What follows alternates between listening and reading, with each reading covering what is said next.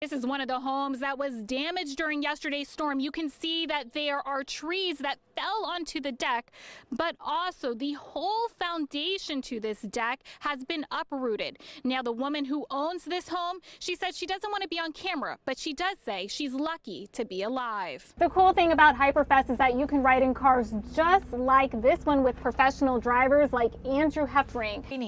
The American Cancer Society reported only 64% of Americans were up to date with their screenings in 2020. In Virginia, that's 66%.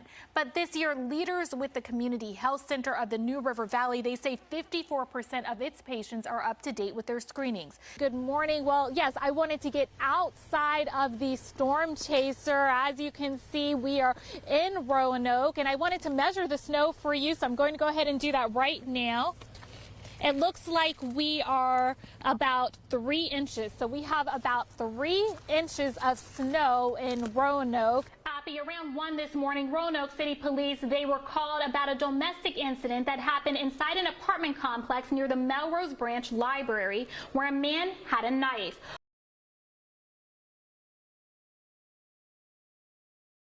With these lashing winds and more snow expected later this week, we are continuing to see major power outages across our region. A woman is dead and a suspect is in custody after an attack in a seemingly quiet neighborhood. It happened just after 5 this morning on Yellow Mountain Road near Jefferson and 22nd Street, which isn't far from Roanoke Memorial. 10 News reporter Kelly Marsh is there live on scene working for you with the latest breaking developments. Kelly, tell us what you're seeing. The man accused of killing the United Healthcare CEO has pleaded not guilty to New York State murder charges that brand him a terrorist. And it's the start of a new era at Norfolk State University, where the school welcomed a new high-profile football coach, Michael Vick. 10 News Sports Director Eric Johnson joins us for more on this bold new hire. Eric, what can you tell us about this? Keshia, you said it best there.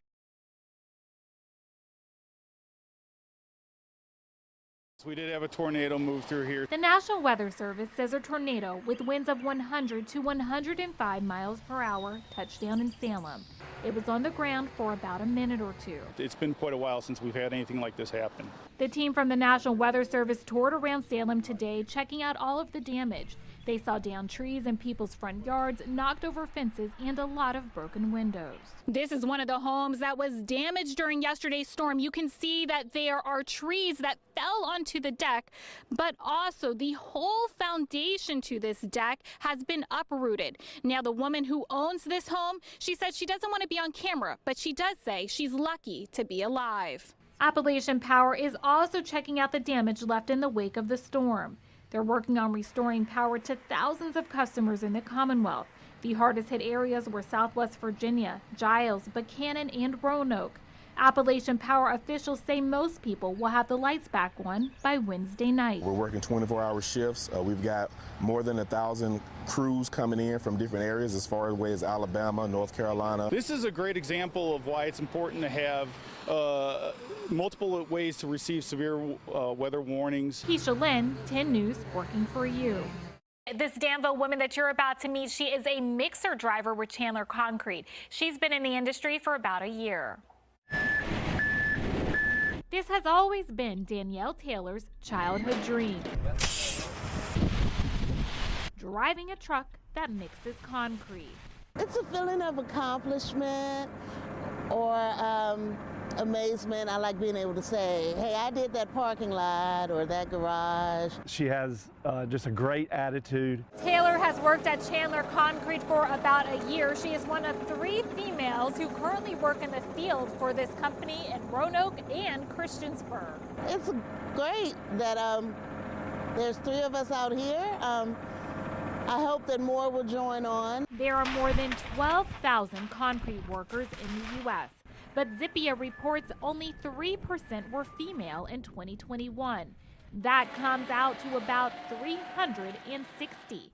The general manager for Chandler Concrete says they're trying to recruit more women. Don't allow past thoughts, past impressions of the industry hinder you from taking a shot.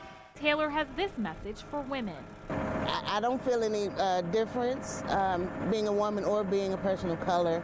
If you can do the job, then they're all for it. Taylor says she got her CDL license about 2 years ago and everything she learned on the job. Keshia Lynn, 10 News, working for you. I was in a bad phase of my life where I thought that my life is done. Kahala Kahali is staying at the Ronald McDonald House Charities of Southwest Virginia, while her daughter is in the NICU at Carilion fighting for her life. She's had a room for the last 65 days after her little girl was born premature. I go there every time, I talk to her, I hold her. Something which would have been hard for her to do since she lives 2 hours away. Every time you just feel like my baby is not keeping well, but when you come here, you talk to volunteers, they give you a good support. Around 16 families currently live at the home for free.